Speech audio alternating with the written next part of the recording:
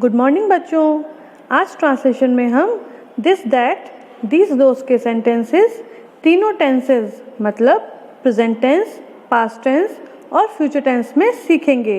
लेकिन उससे पहले चलिए एडजेक्टिव्स को रिवाइज कर लेते हैं। 1 to 30।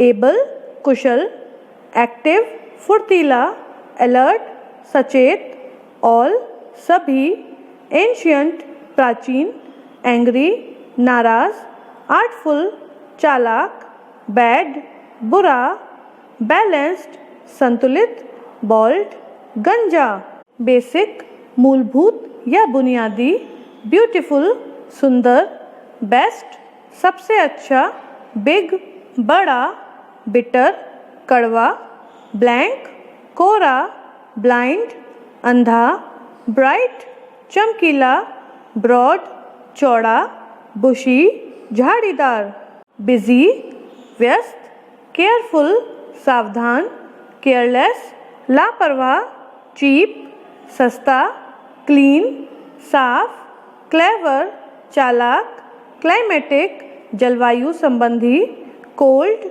ठंडा, कलरफुल रंगीन, कलरलेस रंगीन। तो ये हमारे 1 to 30 एडजेक्टिव्स थे। अब हम देखते हैं इन्हीं एडजेक्टिव्स पर सेंटेंसेस, वो भी तीनों टेंस में। तो हम देखते हैं दिस दैट दीज दोस के सेंटेंसेस। आज हम दिस दैट दीज दोस के सेंटेंसेस तीनों ही टेंसेस में देखेंगे, present tense, past tense and future tense. इन तीनों ही सेंटेंसेस में केवल हेल्पिंग वर्ब में चेंज होता है, जैसे कि प्रेजेंट टेंस में लगता है इज, पास्ट टेंस में लगता है वॉज और फ्यूचर टेंस में लगता है विल बी। तो पहला सेंटेंस हमारा है that is a bold thief. Hindi बनानी हमें आ गई है। दैट मतलब वह, इज है, एक गंजा चोर, चीफ मतलब चोर। इन दोनों ही वर्ड्स की हिंदी हमको एक साथ लेनी है, क्योंकि ये दोनों वर्ड एक साथ आए हैं, एडजेक्टिव और नाउन। तो वह एक गंजा चोर है। उसी प्रकार अगर हम पास्ट टेंस में बात करें, that was a bold thief, तो वह एक गंजा चोर था। प्रेजेंट टेंस में इज आता है जिसकी हिंदी है होती है, और पास्ट टेंस में वॉज आता है जिसकी हिंदी था होती है। अब फ्यूचर टेंस की बात करते हैं, that will be a bold thief.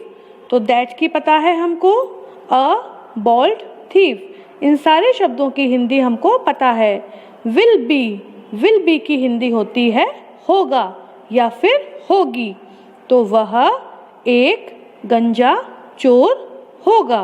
ये हो गई प्रेजेंट टेंस, पास्ट टेंस और फ्यूचर टेंस में एक ही sentence.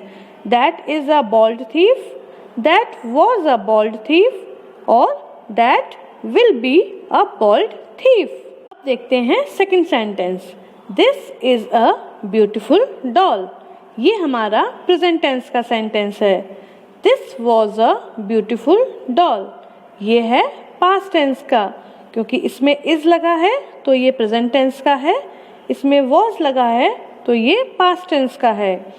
This will be a beautiful doll, इसमें विल लगा है तो ये हमारा फ्यूचर टेंस का हो गया। दिस मतलब यह, इज मतलब है, अ एक, ब्यूटीफुल सुंदर, डॉल गुड़िया, यह एक सुंदर गुड़िया है। ये सेंटेंस प्रेजेंट टेंस में है, क्योंकि इसकी हेल्पिंग वर्ब जो है वो प्रेजेंट की है, प्रेजेंट टेंस की है। तो यह एक सुंदर गुड़िया है।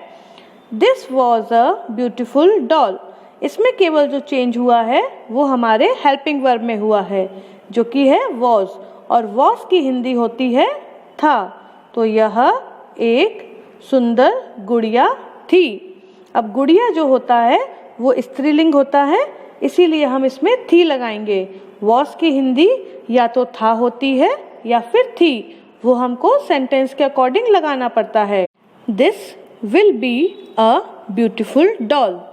दिस की हमको पता है, ए की भी पता है और ब्यूटीफुल डॉल, इसकी भी पता है। इसमें मैंने आपको पहले भी बताया था, एडजेक्टिव्स के साथ अगर नाउन लिखे हुए हैं तो उन दोनों की हिंदी हमें एक साथ ही बनानी होती है। और विल बी की होती है या तो होगा या फिर होगी। हम जिसके बारे में बात कर रहे हैं उस पर डिपेंड करता है हमको होगा लिखना है या फिर होगी। तो यह एक सुंदर गुड़िया होगी, ये है हमारा सेंटेंस की हिंदी। यह एक सुंदर गुड़िया होगी। These are climatic problems। ये जो सेंटेंस है ये हमारा प्रेजेंट टेंस का है, क्योंकि इसमें हेल्पिंग वर्ब जो है वो है are. These were climatic problems। ये है पास्ट टेंस का, क्योंकि इसकी हेल्पिंग वर्ब वर है। These will be climatic problems। ये सेंटेंस हमारा है फ्यूचर टेंस का, क्योंकि इसकी हेल्पिंग वर्ब विल है। प्रेजेंट टेंस, पास्ट टेंस और फ्यूचर टेंस। दीज मतलब होता है ये, और ये जो है हम बहुवचन वाले वस्तुओं के लिए इस्तेमाल करते हैं। तो बहुवचन में हम आर का प्रयोग करते हैं, पास्ट टेंस में वर का प्रयोग करते हैं, और फ्यूचर टेंस में कोई फर्क नहीं पड़ता, हम चाहे तो विल और चाहे तो शैल यूज़ कर लें, लेकिन ज़्यादातर हम विल यूज़ करते हैं। तो दीज मतलब ये, आर मतलब हैं, क्लाइमेटिक जलवायु संबंधी, और प्रॉब्लम्स मतलब समस्याएं। तो ये जलवायु संबंधी समस्याएं हैं। ये समस्याएं जो हैं वो जलवायु से संबंधित हैं, तो हम बोलते हैं ये जलवायु संबंधी समस्याएं हैं। अगर हमें पास्ट टेंस में बोलना है तो इंग्लिश में हम बोलेंगे दीज वर क्लाइमेटिक प्रॉब्लम्स, और हिंदी में कैसे बोलेंगे, ये जलवायु संबंधी समस्याएं थीं। फिर से देखिए, हिंदी में अगर हमको बोलना है तो ये जलवायु संबंधी समस्याएं थीं, और अगर हम फ्यूचर टेंस में बोलेंगे तो इंग्लिश में सेंटेंस होगा these will be climatic problems, और हिंदी में हम बोलेंगे ये जलवायु संबंधी समस्याएं होंगी। फिर से सुनिए, ये जलवायु संबंधी समस्याएं होंगी। नेक्स्ट है दोज आर बिजी रोड्स। ये हमारा प्रेजेंट टेंस का सेंटेंस है, क्योंकि इसमें हेल्पिंग वर्ब आर आई है। दोज वर बिजी रोड्स, ये हमारा पास्ट टेंस का सेंटेंस है, क्योंकि इसमें वर आया है। Those will be busy roads, ये हमारा फ्यूचर टेंस का सेंटेंस है, क्योंकि इसमें विल आया है। दोज भी हम प्लूरल चीज़ों के लिए यूज़ करते हैं, इसीलिए इसके साथ प्रेजेंट टेंस में आर और पास्ट टेंस में वर लगेगा। Those are busy roads. Those मतलब वे, आर मतलब हैं, बिजी व्यस्त, रोड्स सड़क। यहाँ पर बहुवचन है तो हम सड़कें बोलेंगे, तो वे व्यस्त सड़कें हैं। बिजी के साथ रोड्स है तो इसकी हिंदी एक साथ होगी, वे व्यस्त सड़कें हैं। अगर हमें पास्ट टेंस में बोलना है तो इंग्लिश में हम कैसे बोलेंगे, those were busy roads. Those were busy roads. और हिंदी में अगर हमें इसे बोलना है तो वे व्यस्त सड़कें थीं। वे व्यस्त सड़कें थीं। फ्यूचर टेंस में इंग्लिश में बोलना है तो those will be busy roads. Those will be busy roads. और अगर हिंदी में बोलना है तो वे व्यस्त सड़कें होंगी। वे व्यस्त सड़कें होंगी। तो ये थे आज आपके तीनों टेंस में sentences, this that these those में। अब आपको यही सारे सेंटेंसेस अपनी नोटबुक में इंग्लिश और हिंदी में लिखने हैं, लेकिन हैंडराइटिंग साफ होनी चाहिए, इस बात का ध्यान रखिएगा।